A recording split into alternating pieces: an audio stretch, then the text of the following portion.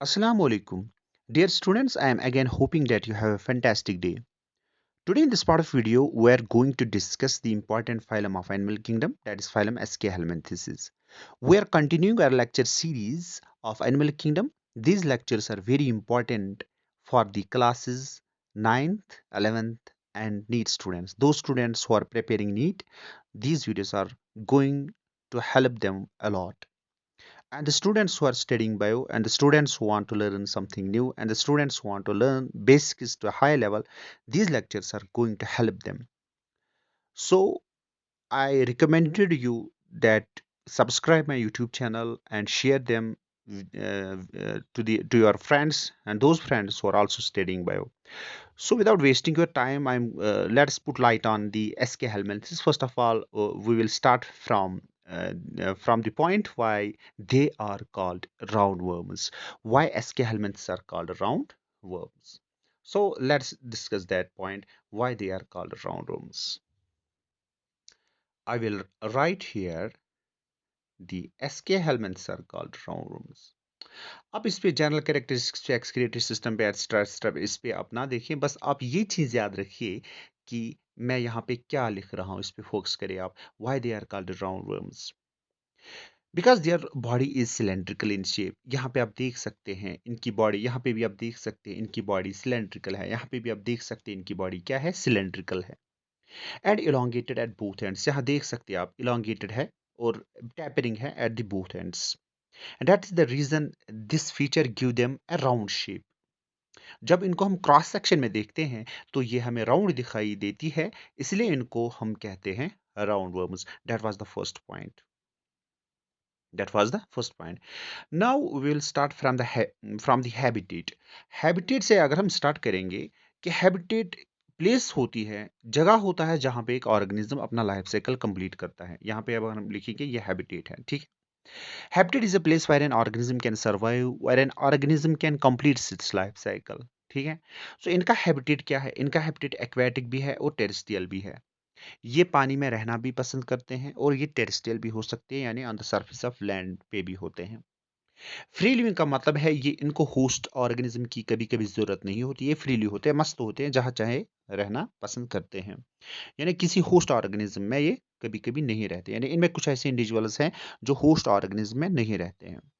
Parasites का मतलब है ये इनको होस्ट ऑर्गेनिज्म की जरूरत होती है, ये होस्ट ऑर्गेनिज्म में रहते हैं. और ये आप याद रखने इंपॉर्टेंट पॉइंट है, ये एनिमल्स के अंदर भी होते हैं और ये प्लांट्स, यानी प्लांट्स के अंदर तो नहीं होते हैं, प्लांट्स पे भी होते हैं. यानी प्लांट्स पे भी, यानी प्लांट पैरासाइट्स भी है ये और एनिमल पैरासाइट्स भी है.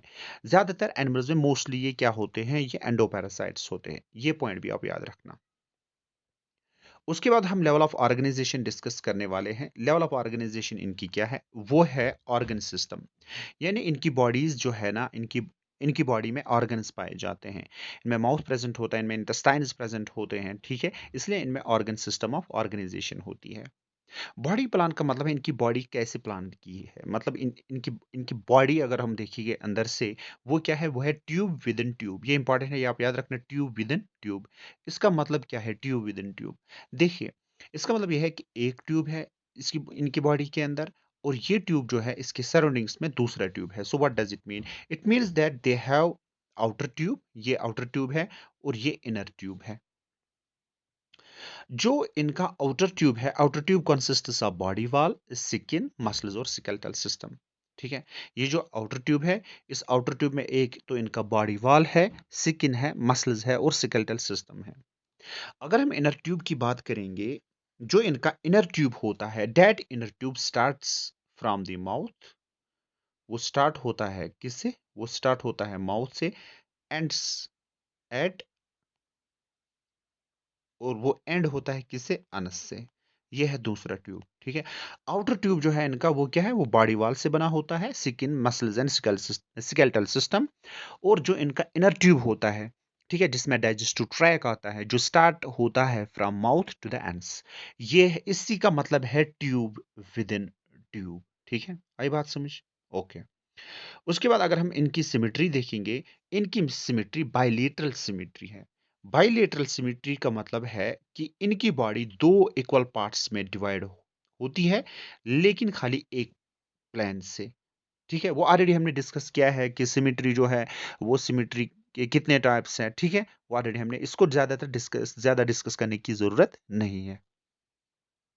अगर इनमें देखेंगे मेटामेरिज्म टोटली एब्सेंट होती है क्योंकि इनकी बॉडी जो है बॉडी पे सेगमेंट्स नहीं पाए जाते हैं।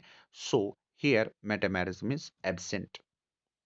नोटोकॉर्ड की बात अगर हम करेंगे, नोटोकॉर्ड भी इनमें एब्सेंट होता है जिससे वर्टिबल कॉलम फिर डेवलप होता है। ठीक है, नोटोकॉर्ड इज ऑल्सो, या बैकबोन भी कह सकते हैं, जिससे बैकबोन या नोटोकॉर्ड डेवलप होता है, वो भी इनमें एब्सेंट होता है। ठीक है, ये भी आप याद रखना। अब हम डिस्कस करने वाले हैं फिजियोलॉजी के कुछ पॉइंट्स। ठीक है, so dear students, let us shift your focus to that point. ठीक है, वो है यहाँ पे फिजियोलॉजी इनकी। ठीक है, ओके, फिजियोलॉजी। फिजियोलॉजी में अगर हम डाइजेस्टिव सिस्टम की बात करेंगे, digestive system is complete digestive system. ठीक है, यानी इनका जो माउथ होता है वो एंटीरियर साइड से होता है। ये अगर फॉर एग्जांपल कोई निमेटोड है या राउंड वर्म है, इनका माउथ किस साइड से है? इस साइड से। यानी ये क्या है? ये हम यहाँ पे लिख सकते हैं anterior anterior side, anterior side. ठीक है, इनमें माउथ होता है और कुछ माउथ में यानी कुछ स्ट्रक्चर्स होते हैं जिनको हम कहते हैं स्टाइलिट्स। ठीक है, कुछ स्ट्रक्चर्स प्रेजेंट होते हैं जिनको हम कहते हैं स्टाइलिट्स। यहाँ पे मैं लिखूंगा STYLETS, स्टाइलिट्स। स्टाइलिट्स का काम क्या है? ये पीर्सिंग होते हैं, जहाँ पे इनको कोई जूस वो सक करना होता है, इन्हीं स्ट्रक्चर्स के थ्रू ये काम करते हैं, यानी सकिंग करते हैं। ठीक है, इसके अलावा इनमें फेरिंक्स होता है या इसोफेगस भी होता है। ये एक पॉइंट आप याद रखना।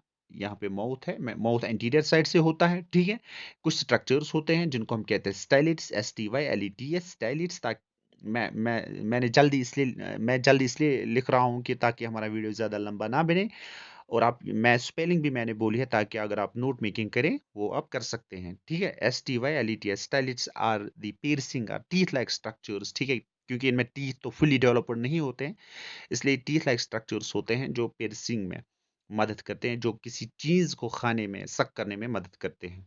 ये आप याद रखना। ठीक है, इसके अलावा ये तो एक पॉइंट था। दूसरा पॉइंट इनमें क्या है? वो है फेनिक्स, PHARYNX, फेनिक्स, या जिसको हम कहते हैं इसोफेगस भी। ठीक है, इसोफेगस, यह इसोफेगस भी इनमें प्रेजेंट होता है। ठीक है, और इसके अलावा अगर हम इनका डाइजेशन देखेंगे, इनमें इंटेस्टाइन्स तो होते हैं, वो स्ट्रेट मस्कुलर ट्यूब की तरह होता है। यानी इनका जो इंटेस्टाइन है that is in the form of straight muscular tube. ये इनका डाइजेस्टिव सिस्टम है दोस्तों। Digestive system can be say that digestive system is complete in the round worms या एस्के हेलमिंथ्स में। ठीक है, so that was basically the digestive system. Respiratory and circulatory system is totally absent. ये आप याद रखना, यानी रेस्पिरेटरी सिस्टम और सर्कुलेटरी सिस्टम इनमें टोटली एब्सेंट होता है। एक्सक्रीटरी सिस्टम तो इंपॉर्टेंट है, वो तो हम अलग डिस्कस करने वाले हैं। रिप्रोडक्शन आप याद रखना, रिप्रोडक्शन तो यूनिसेक्चुअल है। यूनिसेक्चुअल यानी रिप्रोडक्शन पहले आप याद रखिए, यानी रिप्रोडक्शन कैसे होती है? वो सेक्चुअल रिप्रोडक्शन से होती है, क्योंकि ये गैमेट्स बनाते हैं। यूनिसेक्सुअल का मतलब है इनमें मेल्स अलग होते हैं। फॉर एग्जांपल अगर हम ये मेल बनाएंगे और ये हम फीमेल्स बनाएंगे, ठीक है, ये फीमेल है और ये मेल है, सो मेल्स अलग है, फीमेल्स अलग है, दैट मीन्स यूनिसेक्सुअल, जिसको हम कहते हैं डायोशियस भी, जिसको हम कहते हैं डायोशियस भी।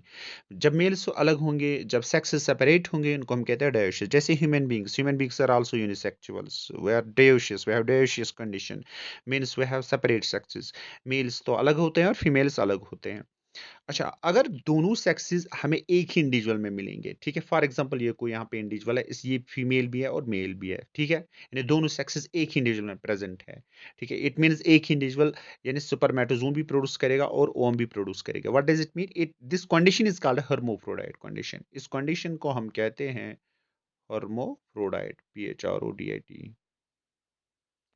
उसको हम हर्माफ्रोडाइट कंडीशन कहते हैं। ठीक है, क्योंकि हर्माफ्रोडाइट्स तो निमेटोड्स नहीं होते हैं, इसीलिए ये यूनिसेक्सुअल है, क्योंकि इनमें मेल्स अलग होते हैं, फीमेल्स अलग होते हैं। ठीक है, इट मीन्स जब मेल्स जो है ना वो स्पर्मेटोजून जेनेसिस करेंगे, वो स्पर्मेटोजून को बनाएंगे, और फीमेल्स ओजेनेसिस करेंगे, वो ओम को बनाएंगे।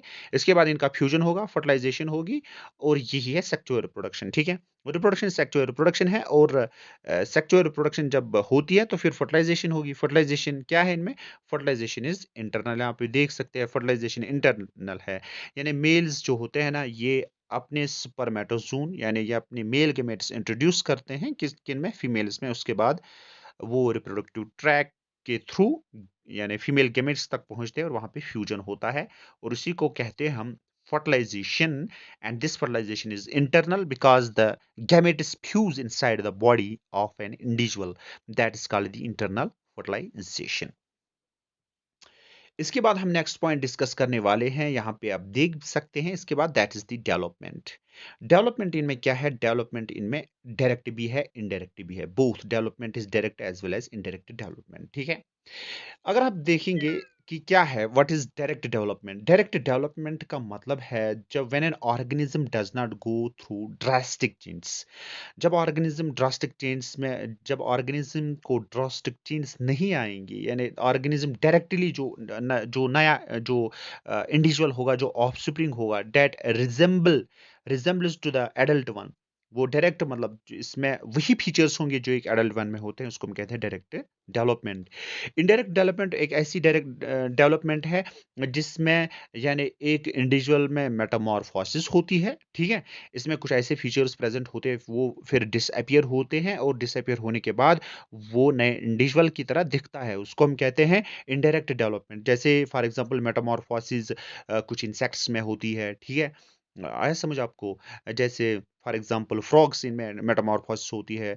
पहले जो नया इंडिविजुअल वो टैडपोल की तरह दिखता है। ठीक है, और उसके बाद वो नया इंडिविजुअल तैयार होता है, वो एडल्ट वन से वो रिजेंबल हो जाता है। ठीक है, तो इसमें कुछ ऐसे ट्रेड्स होते हैं, कुछ ऐसे फीचर्स होते हैं जो फिर डिसअपियर हो जाते हैं, और उसके बाद एक नया इंडिविजुअल तैयार होता है। इस डेवलपमेंट को हम कहते हैं इनडायरेक्ट डेवलपमेंट।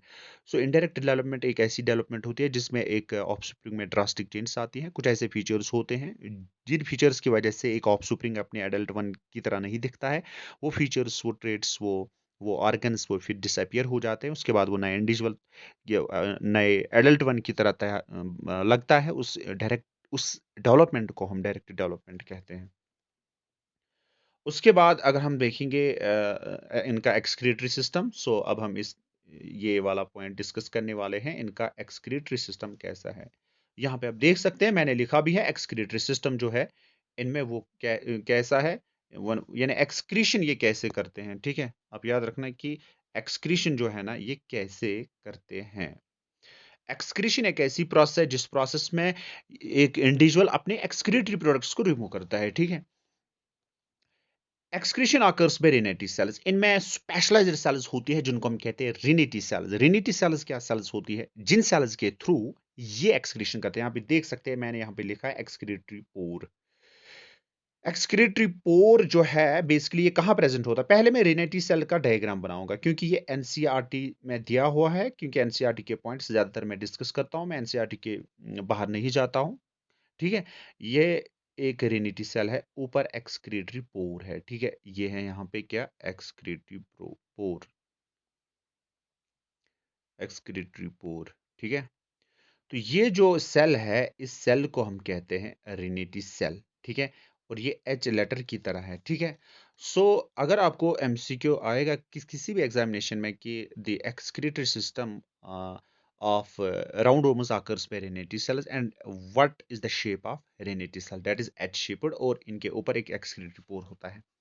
So excretion जो है that occurs by Raynaud's cells and the shape of the Raynaud's cell is like the H letter। ठीक है, इसके बाद अगर हम डिस्कस करने वाले हैं जर्म लेयर्स, तो जर्म लेयर्स आप याद रखेंगे, जो जर्म लेयर्स इनमें होती है वो तीन होती है। ठीक है, यहाँ पे आप देख सकते हैं, एक तो है एक्टोडर्म, मेसोडर्म एंड एंडोडर्म। ठीक है, ये तीन लेयर्स है, इसीलिए ये वाले ऑर्गेनिज्म जो है ये क्या है? ये ट्रिप्लोब्लास्टिक है। So these are triploblastic because they contain three germ layers.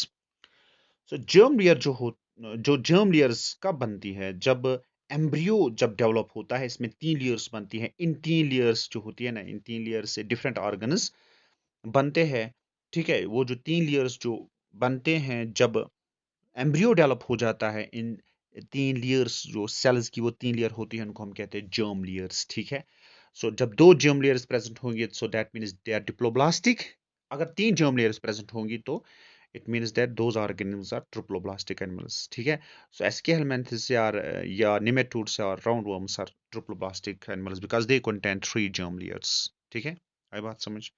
इसके बाद हम डिस्कस करने वाले हैं कुछ यहाँ पे नर्वस सिस्टम के बारे में अगर हम डिस्कस करने वाले हैं।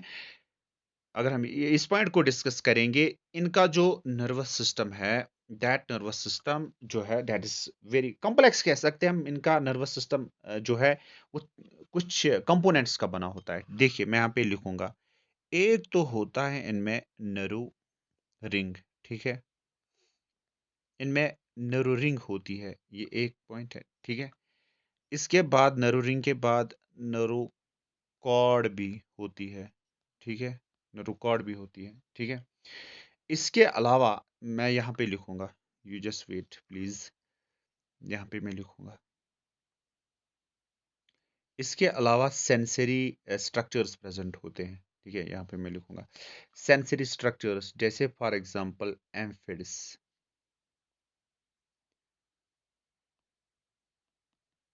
एम्फिड्स। इसके बाद फेजमिड्स भी प्रेजेंट होते हैं, फेजमिड्स,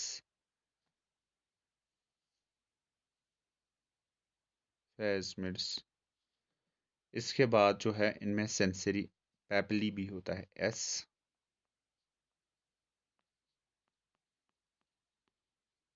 ठीक है। ये आप याद रखना, ये इनका नर्वस सिस्टम है। यहाँ आप देखिए, यहाँ एक नर्व रिंग प्रेजेंट होती है और नर्व कॉर्ड्स भी प्रेजेंट होते हैं, एम्फिड्स प्रेजेंट होते हैं, फैजमिड्स प्रेजेंट होती है और सेंसरी पैपिली प्रेजेंट होती है, ठीक है। देखिए आज सिंपली क्या है, मैं एक्सप्लेन करूंगा। Nerve rings simply nerve cell से बनी होती है, नर्व कॉर्ड्स नर्व सेल से बने बने होते हैं, ये दो कंपोनेंट्स है। अब यहाँ पे ये समझे आप, एम्फिड्स, फैजमिड्स और सेंसरी पेपल ये क्या होते हैं, ये कीमो रिसेप्टर्स है। ये एम्फिड्स एंड फैजमिड्स ये क्या है बेटा, ये है कीमो रिसेप्टर्स, ठीक है। क्या है, कीमो रिसेप्टर्स, ठीक है। कीमो रिसेप्टर्स के थ्रू ये केमिकल्स को सेंस करते हैं, ठीक है। आया समझ आपको। So that is basically the nervous system of roundworms, ठीक है। ये आप याद रखना। इसके अलावा अगर हम कुछ कॉमन एग्जांपल्स देखेंगे, यहाँ पे आप देख सकते हैं, there are some common examples like Ascaris, जिनको हम राउंडवर्म्स भी कहते हैं, जो डिजीज करते हैं ह्यूमन बींग्स में, जिस डिजीज को हम कहते हैं एस्कैरिसिस। इसके अलावा वर्चेरिया है, ठीक है, Wuchereria bancrofti, that is also a roundworm, ठीक है। सो तकरीबन हमने सारे पॉइंट्स जो है डिस्कस किए हैं, ठीक है। एक्सक्रीटरी सिस्टम भी, और इनका जो है इनकी जर्म लेयर भी, physiology, digestive system, nervous system.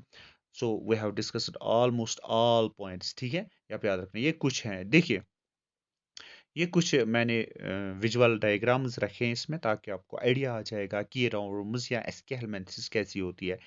यहाँ पे आप एक चीज याद रखना कि ये जो मेल्स होते हैं, males are comparatively smaller, male smaller होते हैं, ठीक है, देन फीमेल्स। ये फीमेल है और ये मेल है, ठीक है, आप याद रखना।